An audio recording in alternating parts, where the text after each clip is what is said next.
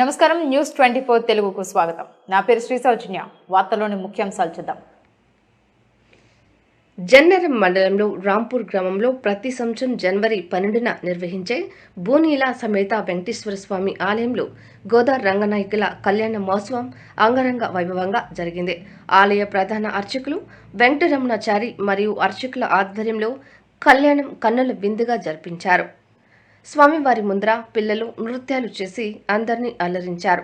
రాంపూర్ గ్రామమే కాకుండా చుట్టుపక్కల గ్రామాల నుండి కూడా భారీ సంఖ్యలో భక్తులు వచ్చి స్వామివారి కళ్యాణం తిలకించారు.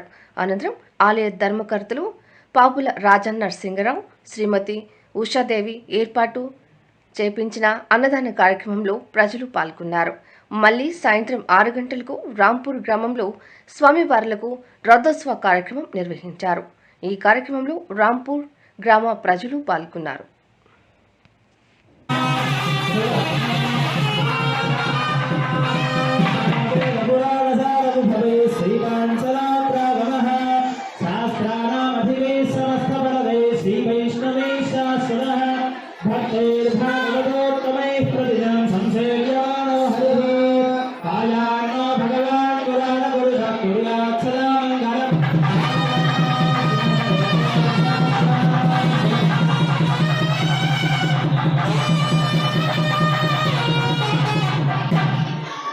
ఇప్పుడు మంగళాష్టకాలు పూర్తయ్యాయి.